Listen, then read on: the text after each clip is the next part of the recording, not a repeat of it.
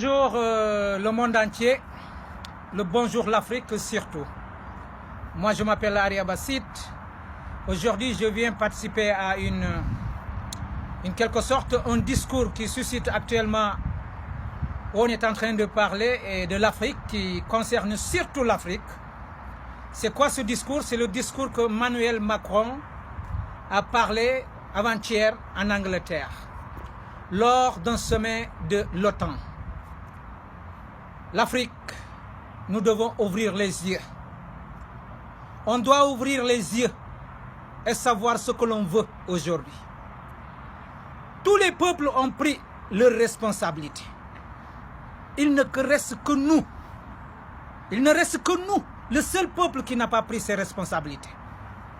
Et c'est pour cela que les peuples ont droit de nous menacer, de nous faire peur comme l'a fait peur tout de suite le président français Emmanuel Macron. Parce que écoutez-le très bien ce qu'il dit. Il dit un mot qui signifie deux mots. Il dit quoi? Que les pays du Sahel, les 5 pays du Sahel n'ont qu'à prendre leurs responsabilités vis-à-vis à la France et à la communauté internationale. Il dit à la communauté internationale. Il n'a pas dit seulement à la France. Il dit à la France et à la communauté internationale. Et la France n'a rien à voir avec la communauté internationale. Lui, c'est le président de la France. Et l'Afrique ne fait que crier derrière la France. On a un problème avec la France. On n'a pas un problème avec la communauté internationale. Donc là, le président français veut dire que c'est moi qui vous représente la sécurité en Afrique et c'est moi qui vous représente dans la communauté internationale.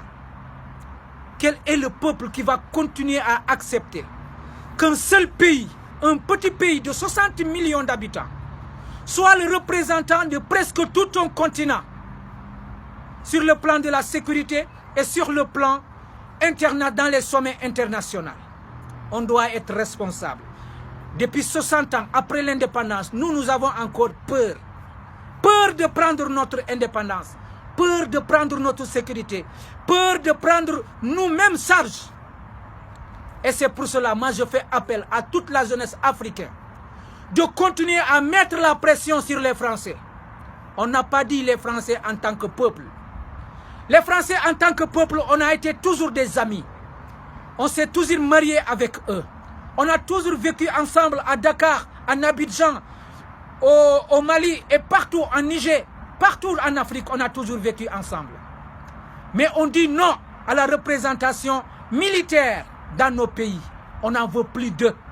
Ils n'ont qu'à quitter de nos pays. Ils n'ont qu'à quitter dans nos pays. Parce que c'est grâce à cette armée française que les peuples africains n'arrivent pas à implanter leur démocratie. C'est grâce à cette armée française que les présidents africains sont en train de mettre la dictature dans cette zone de l'Afrique. Oui, c'est grâce à cette armée française que la France est en train de nous imposer la manière dont ils vont vendre nos ressources naturelles. Nous voulons que cette armée quitte nos terres. Nous voulons des relations avec la France, mais nous voulons que cette armée quitte nos terres et nous voulons que tout le monde nous respecte. Donc je dis aux présidents africains, préparez-vous, il est temps, on est au 21e siècle.